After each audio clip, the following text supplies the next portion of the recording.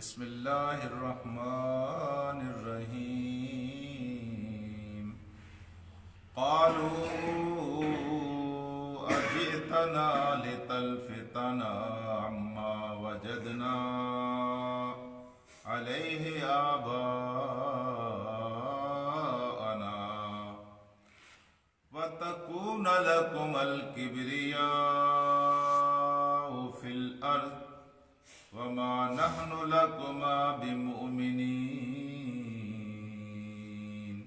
صدق اللہ العلی العظیم۔ رفقاء گرامی، علامہ اقبال نے کہا تھا کہ آئین نو سے ڈرنا، طرز کہن پہ اڑنا، منزل یہی کٹھن ہے قوموں کی زندگی میں۔ قومیں اب تک سب سے زیادہ جس وجہ سے گمراہ ہوتی رہی ہیں، افراد گمراہ ہوتے رہے ہیں، عقائد اور اعمال میں وہ یہ بات تھی کہ ہمارے باپ دادا اس طرح کرتے تھے، کل بھی لوگ اس طرح گمراہ ہوتے رہے، آج بھی لوگ اس طرح گمراہ ہو رہے ہیں۔ یہ قوموں کی گمراہی میں بہت بڑا سبب ہے کہ ہمارے باپ دادا کرتے تھے۔ اگر ہم اپنے باپ دادا کے مذہب کو، ان کے رویے کو، ان کی تہذیب کو، ان کے رسم و رواج کو چھوڑتے ہیں تو اس سے تو ظاہر ہوتا ہے کہ ہمارے والدین جو ہمارے باپ دادا جو تھے وہ جاہل تھے، وہ کافر تھے۔ اس لیے ہم بالکل ان کے مذہب کو چھوڑنے والے نہیں ہیں، ہم تو ان کے مذہب پر چلتے رہے ہیں۔ یہی بات آج قرآن حکیم نے یہاں بیان کی ہے۔ قالو، انہوں نے کہا، کنہوں نے کہا؟ فرعون اور فرعون کے سرداروں نے کہا حضرت موسیٰ علیہ السلام سے، جب حضرت موسیٰ علیہ السلام ان تک حق کی دعوت لے کر گئے، اجیتنا، کیا اس لیے تم ہمارے پاس آئے ہو؟ لتلفتنا عما وجدنا علیہ آباءنا، کہ تو ہمیں پھیر دے اس چیز سے جس پر ہمارے باپ دادا تھے۔ تو ہمارے باپ دادا کے دین سے ہمیں یعنی پھیرنے کے لیے، اپنے باپ دادا کے دین سے انحراف کرنے کے لیے تو یہاں آیا ہے؟ تم دونوں یہاں آئے، اور دونوں کون تھے؟ حضرت موسیٰ علیہ السلام، اور پھر حضرت موسیٰ علیہ السلام کے ساتھ حضرت ہارون علیہ السلام، دونوں بھائی تھے۔ یہ خوش نصیب بھائی ہیں کہ دونوں کو اللہ تبارک و تعالیٰ نے نبوت عطا کی۔ بھائیوں میں سب سے زیادہ خوش نصیب یہ بھائی ہیں۔ تو میرے دوستوں، انہوں نے کہا کہ اجیتنا لتلفتنا عما وجدنا علیہ آباءنا، اور یہ تم کرتے چاہتے کیوں ہو؟ یہ چاہتے تم اس لیے ہو وَتَكُونَ لَكُمُ الْكِبْرِيَاءُ، تاکہ ہو جائے تمہارے لیے حکومت۔ تم اسلام نہیں چاہتے، تم اسلام آباد چاہتے ہو۔ آج کل بھی لوگ پھپتی کستے ہیں نا، اسلام نہیں چاہتے، تم اسلام آباد چاہتے ہو۔ دین کا نام لے کر تمہارے پیٹ میں مروڑ ہے، تم اقتدار چاہتے ہو، نام تم دین کا استعمال کرتے ہو، سیاسی نعرہ لگاتے ہو۔ میرے دوستو، اعمال اور عقائد میں یہ بات بہت کٹھن ہے کہ انسان اس کی اصلاح کرے اور اپنے باپ دادا جس روش پر چلتے رہے ہیں اس کی بجائے اس چیز کو اختیار کر لے جو حق ہے ان کے سامنے آ گیا۔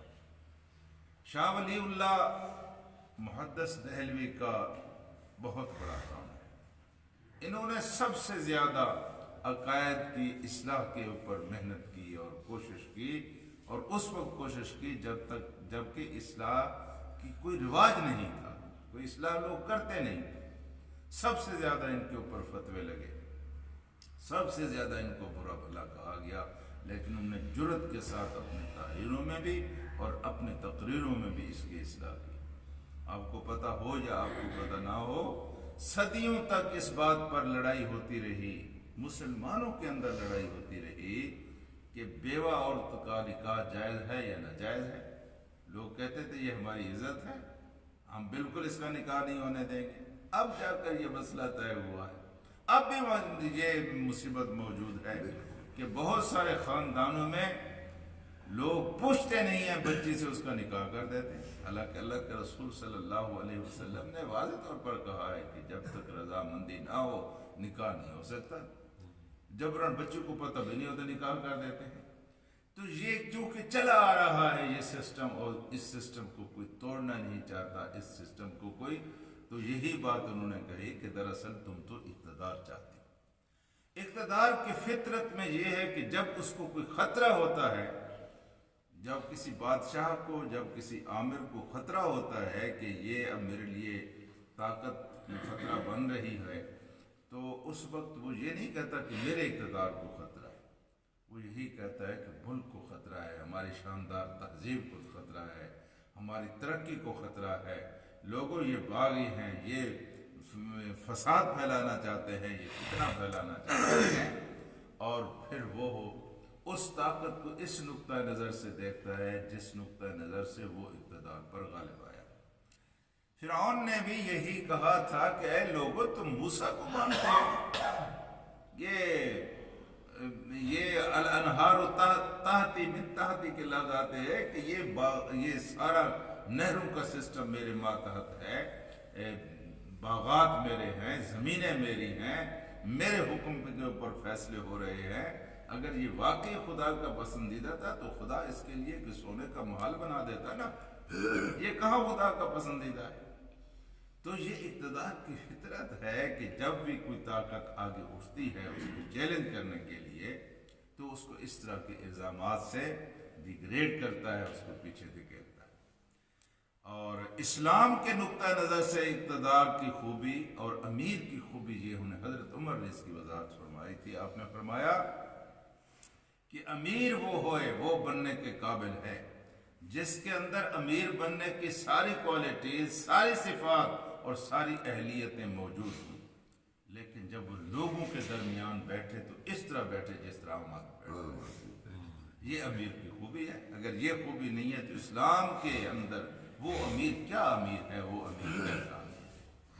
جی تو امیر وہ حضرت عمر رضی اللہ تعالی عنہ ایک دفعہ مسجد پہ لیٹے ہوئے تھے اور پریشان تھے، تو ایک صحابی نے ان سے پوچھا کہ آپ کیوں پریشان ہیں؟ انہوں نے کہا کہ میں اس لیے پریشان ہوں کہ یہ کوفے نے مجھے بہت پریشان کر رکھا ہے، یہاں جس آدمی کو صبح بھیجتا ہوں شام کو شکایت آ جاتی ہے، شام کو بھیجتا ہوں شام کو شکایت آ جاتی ہے، کسی کو ٹکنے نہیں دیتے، جس کو بھیجتا ہوں اس کے بارے میں شکایات کے انبار لگ جاتے ہیں۔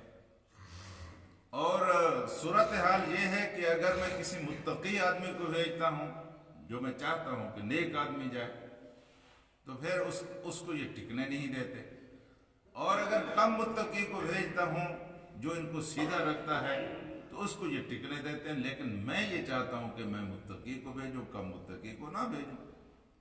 تو پھر انہوں نے کہا آخر میں نے فیصلہ یہی کیا ہے کہ اب میں یہاں کم متقی کو بھیجوں گا تاکہ وہاں وہ نظم و ضبط کم از کم بحال رکھ سکے۔ نظم و ضبط بھی بہت ضروری ہے۔ اگر کوئی نیک ہو اور نظم و ضبط بحال نہ رکھ سکے تو پھر اس کی نیکی کیا فائدہ دے گی؟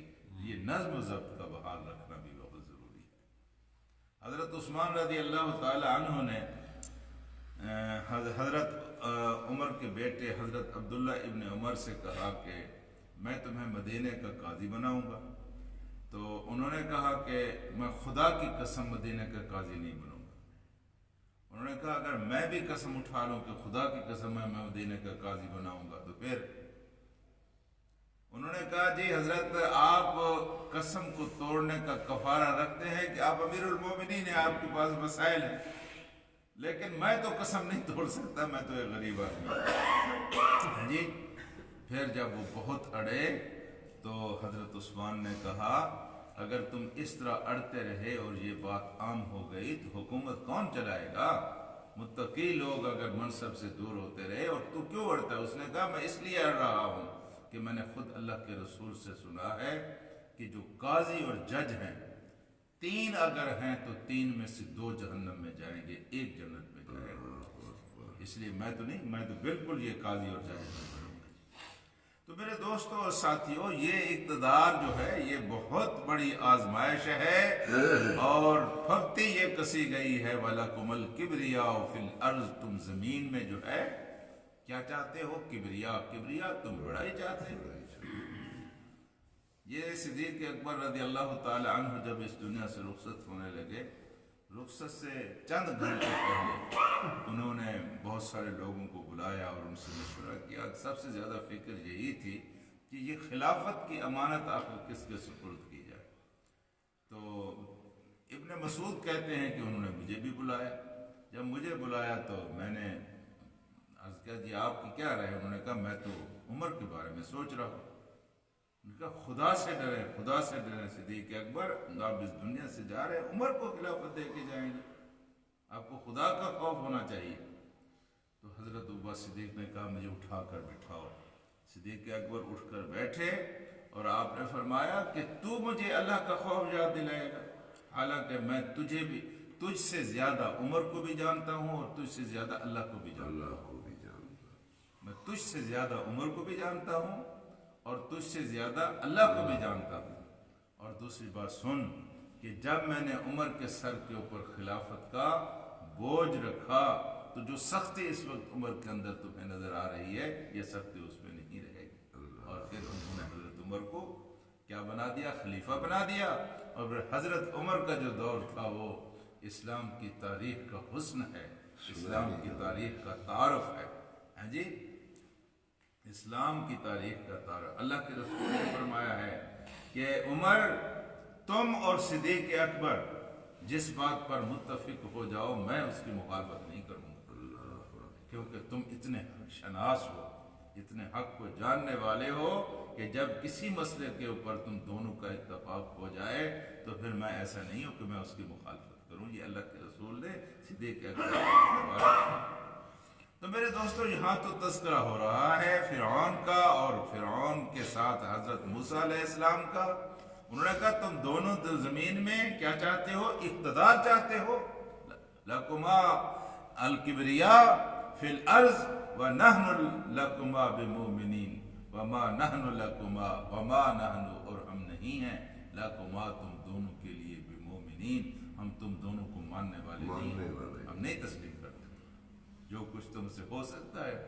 پھر ایک بڑی کشمکش ہوئی، بڑی کشمکش ہوئی، حضرت موسیٰ اور فرعون کی کشمکش بڑی کشمکش ہے، اور اس کے نتیجے میں پھر اللہ تعالیٰ نے حضرت موسیٰ علیہ السلام کو فتح عطا کر کے یہ میسج دیا ہے کہ جب بھی مظلوم لوگ اکٹھے ہو کر کسی صالح قیادت کے نیچے